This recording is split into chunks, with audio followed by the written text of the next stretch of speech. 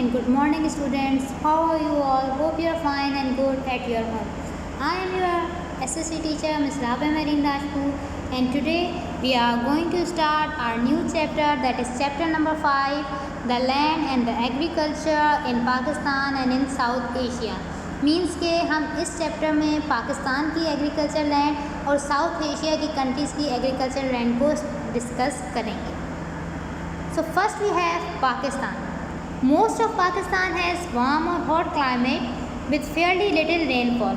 Means अगर हम overall Pakistan की बात करें तो पाकिस्तान का जो क्लाइमेट है वो वार्म और हॉट है और बहुत कम रेनफॉल होती है.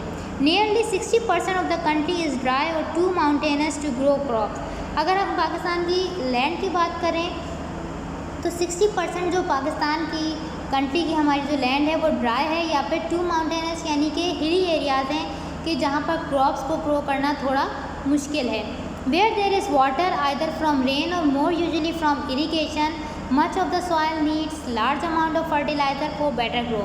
या फिर वो एरियाज़ जहाँ पर बारिश ज़्यादा होती है या जहाँ पर इरीगेशन जो है वो हम ईज़िली कर सकते हैं, वहाँ पर सॉइल का जो है वो अमाउंट नीड ऐसी हमें सॉइल चाहिए जिसमें हम फर्टिलाइज़र्स यूज़ कर सकें ताकि हम बेटर क्रॉप्स को ग्रो करें. Irrigation. Pakistan is fairly dry country. The rainfall itself is not enough to support good agriculture. Means Pakistan वैसे एक ड्राई कंट्री है और पाकिस्तान में इतनी बारिश नहीं होती कि हम एक अच्छी एग्रीकल्चर जो है वो कर सकें. Fortunately farming is save by the wonderful system of irrigation. लेकिन खुशकिस्मती से हमारा जो फार्मिंग है उसके वो जो सेफ़ है, इरिगेशन हम जो खेती बाड़ी जो हम करते हैं, जो क्रॉप्स ग्रो करते हैं, वो हमारे पास एक वंडरफुल सिस्टम है इरिगेशन का, which is based on the river Indus and it's tributaries. और जो कि हमारे रिवर इंडस और उसके साथ जो कनाल्स या ब्रांचेस रिवर इंडस की हैं उस पर बेस करता है. 3/4 of the farm land has to be irrigated to get good crops. और 3/4 जो फार्म लैंड है वो अच्छा इरीगेट होता है ताकि हम जो है वो क्रॉप्स को अच्छी तरीके से ग्रो कर सकें. Then we have forest. Less than 5% of the forest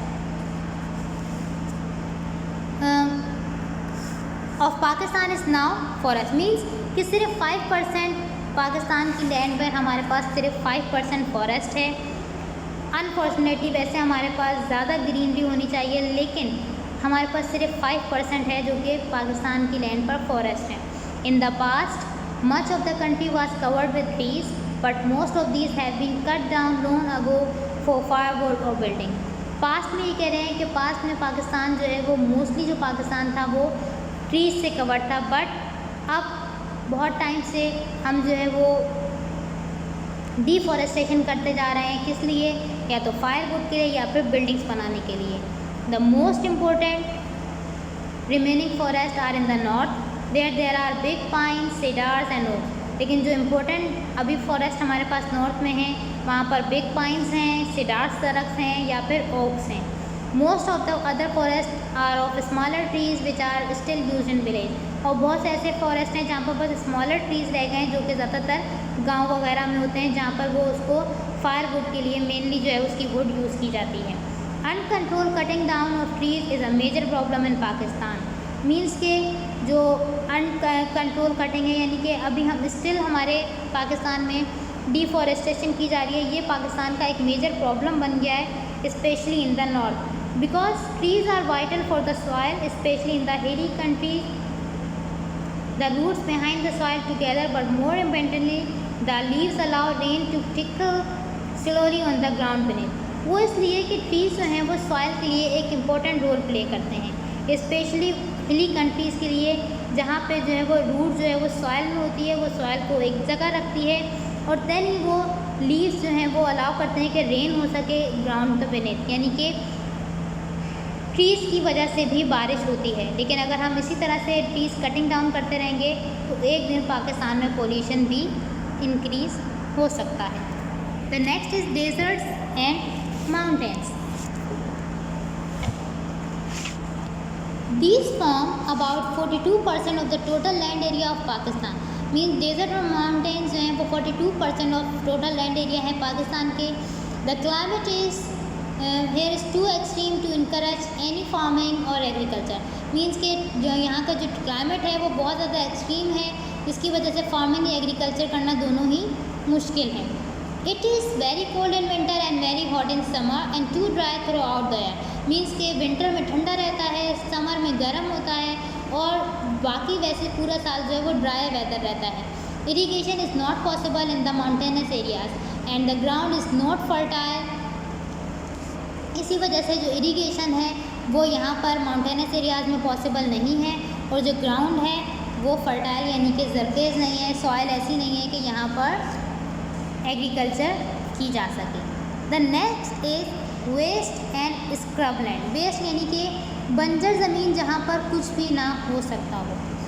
this form about 60% of the Pakistan land. Means ये पाकिस्तान के 16% ऑफ लैंड पर है।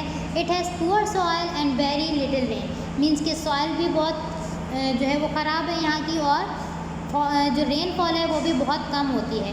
But it will grow rough grass and some tough shrub. बट यहाँ पर जो है वो रफ ग्रास और या फिर जो टफ श्रब्स हैं वो ग्रो होती हैं। It is use mainly by people wandering with hertz of goats and sheep. ज़्यादातर ये एरियाज वो लोग यूज़ करते हैं जो कि वांडर यानी कि अपने गॉड्स और शीप के साथ यहाँ से वहाँ घूमते रहते हैं, आप जिन्हें खाना बदोश भी कह सकते हैं। Which are able to live on the poor vegetation specially in the high parts of the western Pakistan. मीन्स वो लोग जो कि यहाँ पर पुअर वेजिटेशन में भी रह सकते हैं, जैसे कि जो वेस्टर्न पाकिस्तान के हाई पार्ट्स हैं।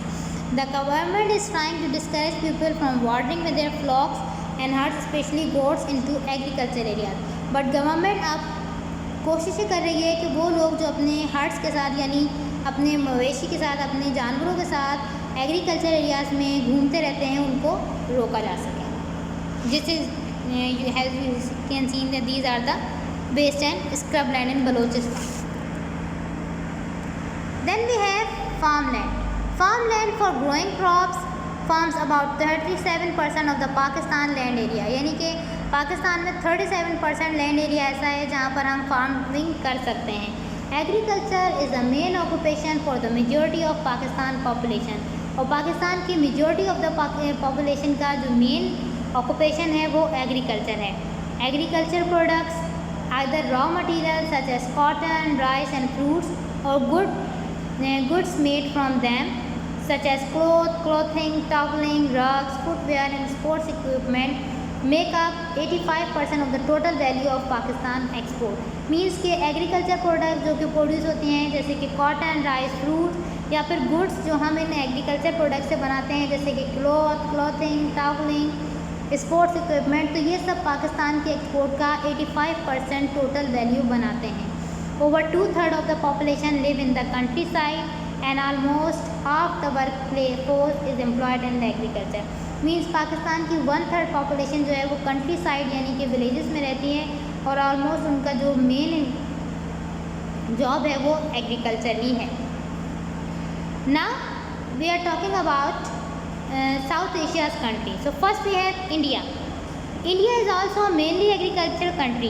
The western part of the India is dry, hot desert country with sparse vegetation. Means India का भी जो main occupation है वो agriculture ही है, क्योंकि India भी एक agriculture country है, और इसका जो western part of India का है वो dry, hot और desert country है, sparse vegetation यानी कि फैली हुई vegetation के साथ। The western coast of India peninsula is a hilly area. Western coast of India में जो पेनिनसुला है वो एक हिली एरिया है, जिसे वेस्टर्न घाट यानी कि उनको घाट्स कहा जाता है। This region receive heavy rainfall in the monsoon and is thickly forested. और इन एरियाज़ को जो है वो मानसून में बहुत ज़्यादा बारिश होती है, और ये थिकली फॉरेस्ट यानी कि बहुत डीप फॉरेस्ट यहाँ पर हैं। The coastal areas of India right around produce a large quantity of coconut. जो कोकोनट कोस्टल एरियाज हैं इंडिया के, वहाँ पर कोकोनट जो हैं वो एक लार्ज क्वांटिटी में प्रोड्यूस होता है। Bangladesh. The lower eastern Himalayan foot hills from the northern part of Bangladesh. Means के यहाँ पर जो लोअर हिमालयन फुट हिल्स हैं वो नॉर्दर्न पार्ट ऑफ बांग्लादेश तक हैं।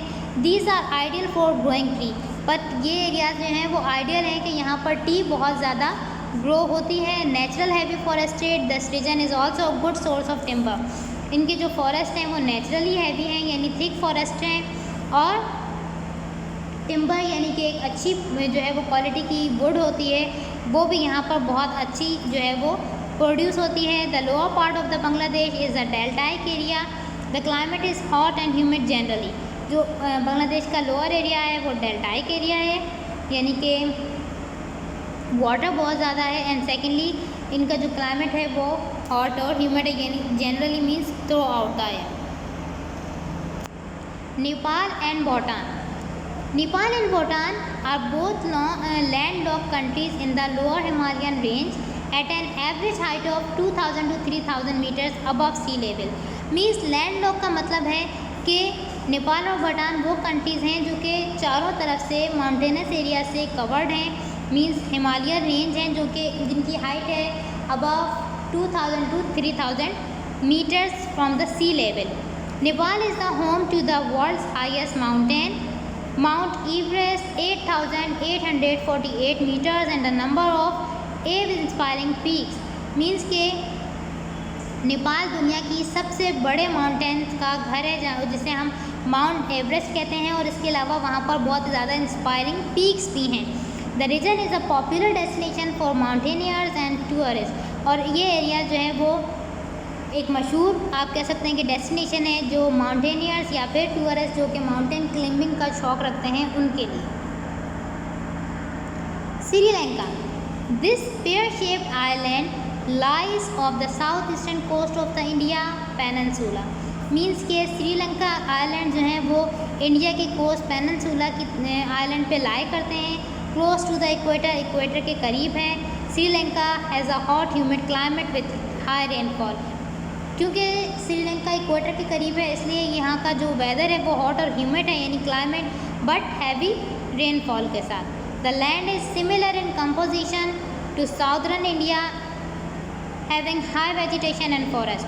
लैंड जो है उसकी कंपोजिशन क्या है वो सिमिलर है साउदर्न इंडिया की, और हैवी वेजिटेशन और फॉरेस्ट बहुत ज़्यादा डीप है। The last we have Maldives. Maldives is located in the Indian Oceans to the south of the southwest of the India and Sri Lanka, and comprises about 1200 coral islands spread across the equator, only 199 of which are inhabited. Means के मालदीव जो है वो Indian oceans से south west of India and Sri Lanka की तरफ locate करता है। Total जो है वो 1200 कोरल आइलैंड्स हैं मालदीव में, लेकिन सिर्फ 199 ही है जहाँ पर रहा जा सकता है। It is the smallest independent country in Asia. ये सबसे ज़्यादा स्मॉलेस्ट इंडिपेंडेंट कंट्री है एशिया की। Like you can see the picture, the Maldives में इस तरह के आइलैंड आपको बहुत ज़्यादा मिलेंगे। The capital city is Male, and Maldives is the lowest country in the world with an average height of 1.5 meters. Its highest point is only 2.3 meters above sea level. Means Maldives जो है वो दुनिया की सबसे लोएस्ट कंट्री है जिसकी height सिर्फ 1.5 metre है, और अगर इसका हाईएस्ट पॉइंट देखा जाए सी लेवल से तो वो जस्ट 2.3 है। Thank you, hope you can understand. If you have any problem you can ask. We will meet in the next lecture. Till then, stay home, stay safe.